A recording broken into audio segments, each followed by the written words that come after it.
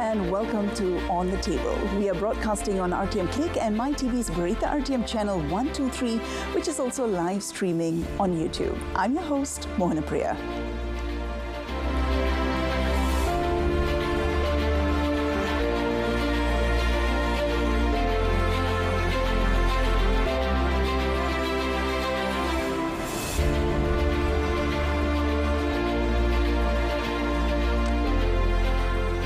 On tonight's episode, in the next 30 minutes, we'll be diving deep into transformative ideas shaping the future of leadership.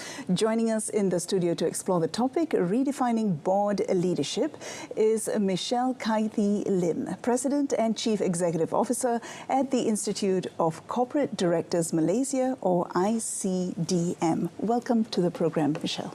Thank you, Mohana. Pleasure to be here. Thank you so much. We'll begin with something really fundamental, foundation. What is board leadership? And could you explain to me who gets to become a board member? Okay. Well, this is the 101 of board leadership. If you understand the structure of a company, who runs the company, the management, i.e. the CEO and the team, run the day-to-day operations. They are below the board. Yeah. The board sits at the top in terms of managing the company. It doesn't run the day-to-day operations. It provides oversight and more strategic oversight over management. So I always say the first most important job of a board is to appoint the CEO, right? And then after that, senior management team, and then it all cascades down. So the board position right at the top. This is our space in terms of ICDM, the Institute of Corporate Directors Malaysia, where we try and improve the quality of boards, who sits on the board, the quality of decision making, and therefore to improve governance in terms of companies. Now, who gets to sit on a board? You obviously have different types of boards, different types of companies. If I just talk about public listed companies, what we call PLCs, there are specific requirements of independent directors who sit on these boards, and there are regulations which state how much of a percentage of the board needs to comprise independent directors, for example. Okay. So you have executive and non-executive. Non-executive are the independent. So the executives are like your CEO or your MD who sits on the board, but they are also the part of the day-to-day management of the company. That's right. The independents are the ones that provide that check and balance on the board. So the independent directors in large companies should form about 50% of the board. Okay. Normal board size is about 10, so about 5, let's say, should comprise independent directors, and these are the directors whom will provide that check and balance, as I mentioned, and that oversight over executive directors and the company as a whole. Okay, so what is the role of board members? How would you describe the recent evolution on this role, and how is it defining expectations of board leadership today?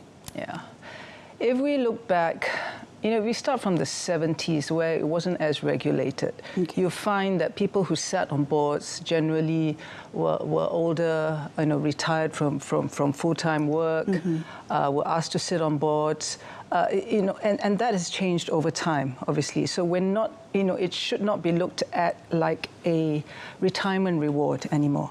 We talk about it as looking at a board position as a board career. Right. So for people who have worked full-time as executives, who are considering then what they would they do post that, when they retire at 50 and what have you. They could consider sitting on boards, but we say that that's a different career. That's a different chapter in your career. And we're trying to professionalize boards at ICDM, therefore bringing in the right quality of people onto boards who can provide then the ideal oversight over a company. Because obviously you see now there are many issues in companies, governance on companies, the way companies are run. So it always starts with the right board. Right. And when you start with the right board, you need to start with the right composition first. So who sits on the board then? And whether they're they've got the right skill sets, knowledge, they've kept up to date with current trends, etc., etc. Well, what are the right skill sets? I'm just curious. There's no one size fits all in that sense. It depends on the company, I suppose. It depends on the company. You find the traditional skill sets were legal, accountancy, but it's gone beyond that now. Okay. I mean, you do need lawyers. For example, in a public listed company, you do need accountants. There needs to be certain qualified accountants who then would chair or sit on the audit committee, which is a prescribed statutory committee for public listed companies. So they will provide oversight of your finances and your internal controls. Okay. So certain skill sets are required. But for the majority, it could be anything depending on the strategy of the company and what are the skill sets that they need to fulfill and help them on that strategy and that strategic journey. Okay. So even those skill sets can evolve over time in the same company. On that note, about the skill sets, so we've got rising complex external factors right now. We've got the advent of AI and geopolitical factors right now, cybersecurity, fraud. Do you think the traditional risk management approaches are enough, and how should boards adapt to these emerging threats? Yeah, so if I could put it very simply, all the list of current emerging trends and threats that you mentioned, AI, cybersecurity, even the pandemic. From AI itself, you talk about digital manipulation and all of that. These are so current. Yeah. So if you think about risk management, it needs to be more forward-looking. It needs to be able to assess future current threats, current trends that are impacting companies and how they perform. So as a board, if you don't apprise yourselves of current risk plus more, shall I say, less typical risks, more atypical risks. For example, as I said, digital manipulation, AI, how does that impact your business? Digitalization, how does that impact your business? Boards need to keep abreast of these sort of new current issues that impact companies. So when we face these emergent threats, boards are making decisions and defining their legacy, the legacy of the company, and more importantly, diverting businesses from entering into the crisis in the first place. So as part of this crisis management, how can directors strike a balance between being decisive and maintaining strategic foresight when it comes to unpredictable situations like this? Yeah, I think it is a constant challenge and battle. Boards, if they are kept apprised and they're on top of current trends and issues, they will be able to provide that oversight and the balance, as you say, because there is a challenge between oversight, which is reactive, shall I say, compared to being more proactive. And we're seeing now that the skill sets that are needed are more proactive oversight, less reactive, more. So when we talk about proactive, being more preventative in that sense, so that you can then prevent, as you say, or see crises coming and be prepared for that. And therefore, the board's role is not just sitting there and approving accounts anymore. Right. It is very, very proactive, and there's a huge responsibility, as PLC directors know. Yeah, the owners, and it's become very, very onerous. The responsibility seems really big. Yes. Does that mean that board directors come with certain backgrounds, certain experiences already before they are appointed, or how does it work actually? Well, they bring their specific or individual skill sets to the board. Let's say if you were a lawyer, or if you were an accountant, or if you were an entrepreneur, you bring that specific skill set to the board. We do also train board directors. So, for example, there are only 2 mandatory programs for board directors currently. We run them on behalf of the regulators, on behalf of Bersama Malaysia. There are 2 mandatory programs for PLC directors only. One when they first sit on the PLC board, that covers everything from fiduciary duties to listing requirements. The second one, which was launched quite recently, last year, it covers ESG and sustainability. And that's for all PLC directors. So there are certain skill sets that are mandatory and we are required for PLC directors. Okay. But again, if you're not a PLC director and you brought a certain skill set to the board, you would still need to ensure you're kept abreast of current trends. So therefore, you would have to then yourself go and attend programs. We provide programs as well for non-PLC directors, and therefore they may avail themselves of those programs. Do you think these programs should be made mandatory for non-PLC directors as well? I think we have to balance between the mandatoriness, shall I say, and ensuring that everything is not being too prescriptive. Okay. Right? I think board members need to realize that certain things need to be prescribed, so there's a certain minimum that you would have to do. Okay. For example, if we link this to the number of trainings you do in a year, and this is something we should work towards, getting a minimum number of perhaps CPD or CPE requirements in order to renew themselves and be able to sit on the board year on year. I think that's something we should encourage because most professions do it, and if we're looking at professionalizing boards, there must be a minimum requirement to be able to do year on year. Currently, the Bursa, the listing requirements do state that they must attend training, but there's no specific requirement as to the number of hours, etc. Yeah. I'm just curious, what happened before ICDM? Well, there was MINDA, the Malaysian Institute of Directors or Directors Academy, which was actually set up specifically for the GLCs themselves, but then evolved over time to sort of cover and run programs overall. But that was, before before the Asian financial crisis and all this hit us, and before we've got, the various iterations now of the Malaysian Code of Corporate Governance, which is now increased responsibility of directors and companies to ensure, that they're on top of the governance game in that sense. So it has evolved over time. So there was a big need for the setting up of ICDM. Yes, and if I could go into that a little bit, when ICDM was set up, it was part of the Securities Commission strategic objectives from 2017 onwards. To improve governance in the market. So what they did was we had regulation, we had regulatory discipline, then we had the corporate discipline in the market with all the regulations in place. What was then lacking, or the last gap they needed to fill in that sense, was that individual or internal discipline of board members themselves. So that is our role, and that was why we were set up, to improve that internal discipline within companies themselves. Yeah, so we cover all the, from market to corporate to individuals. Okay. Michelle, what kind of mindset shift do you think is needed for directors to lead organizations through the complexity of the threats that are prevalent today? If I could just quote the ASEAN Board Trend Survey that we did earlier this year, and this is our second iteration of this survey. This round, we actually got feedback from management as well, and not just board directors. And it was quite telling in terms of it highlighted the trends that are impacting companies, and there are probably around 4 major trends, i.e. having the right talent and leadership, firstly. Secondly, being able to manage the current geopolitical uncertainties that we have in the world today. Thirdly, it's operational and sustainable strategies within a company.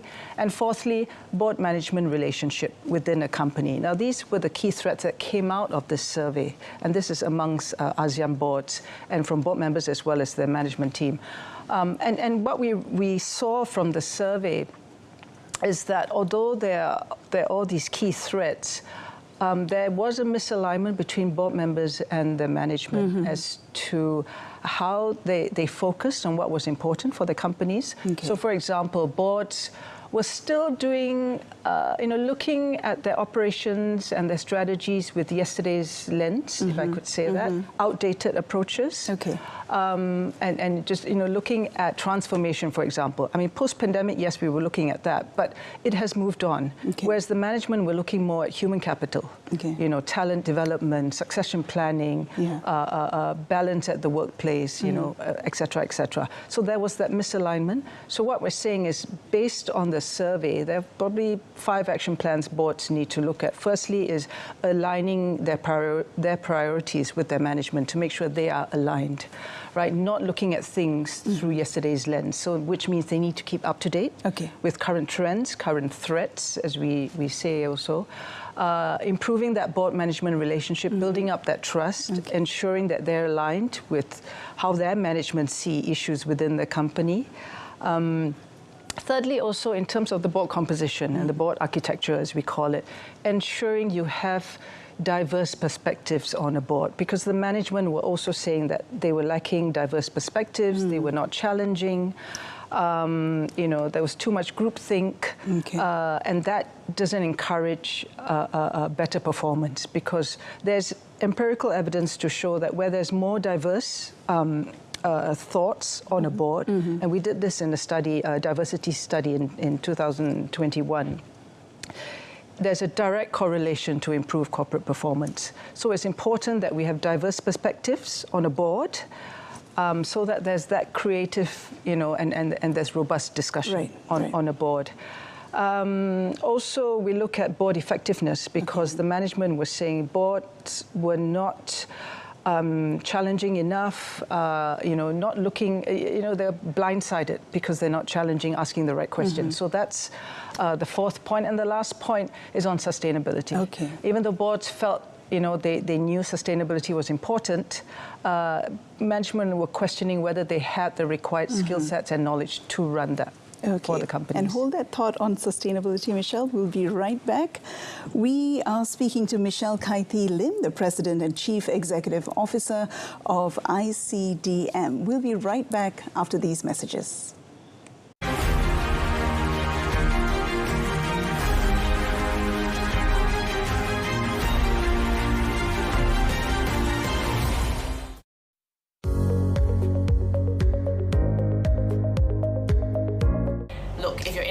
Don't work, it's okay. That is also very important, because your team needs to feel safe enough. They need to feel safe enough and assured enough, so that they are more willing and more bold to be able to innovate, to brainstorm, to think of new ideas.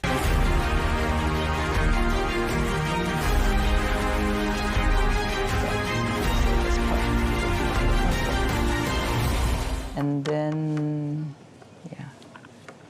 And we are speaking to Michelle Kaithi Lim, the President and Chief Executive Officer of ICDM Malaysia. Thank you for being with us, Michelle. Let's continue our chat. Now, you mentioned mindset shift earlier, and you mentioned about the survey and the results of that survey. What would you say that the evolution of board roles require more hands-on approach as opposed to merely being oversight figures to better prepare for future challenges? How's that changing right now? It has changed considerably through the last, I think, 20 to 30 years. We're seeing that boards, you know, as I mentioned earlier, it's not a retirement job anymore. It's a very onerous position. Boards are providing oversight, yes, but they're not just figureheads. They have active participation in their companies. They need to be engaged with their employees. Therefore, it's not just sitting, you know, at a board every quarter, every 3 months, let's say, and deciding on financials, and that's it. You have to know what's ticking within the company. How do you provide oversight if you don't know what's going on the ground? So we do encourage boards. I mean, we do board evaluations, independent board evaluations ourselves at ICDM. And we do advise, you know, that boards do go to the ground, get to know their employees. This helps build trust as well. And if you think about it, you know, currently through the ASEAN Board Trend Survey as well, we've seen that, you know, management are asking that boards be more in tune with the human capital, and they are your biggest assets. So do engage with your employees. The survey also shows that boards are required to be more open-minded, more humble in their approach. So therefore, have that open dialogue with your employees and your senior management. That helps build trust, and also helps you to get feedback from the ground on the challenges that we're facing, so that when you provide oversight, it's not it's just what you think. It's actually on, you're providing oversight and providing solutions to what's happening on the ground. And I think that's very, very important now. Now, you mentioned professionalizing boards, and ICDM conducts programs. When will it be mandatory for current and aspiring directors to obtain professional certifications, or do you think it'll come to a point where you will need a license to step into the role of boards?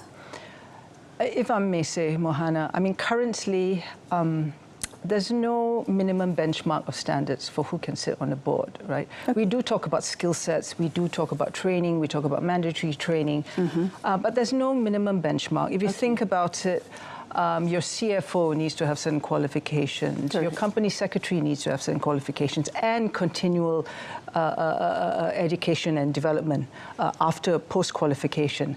Why not for board members? They sit at the apex of the company. So we do look at that. When we talk about professionalizing directorship, we're looking at a formal certification program, whether or not it's linked to a license, to operate on a yearly basis, that's yet to be seen. Ideally, it should be coupled with continual professional development, or CPD points, as we refer to them.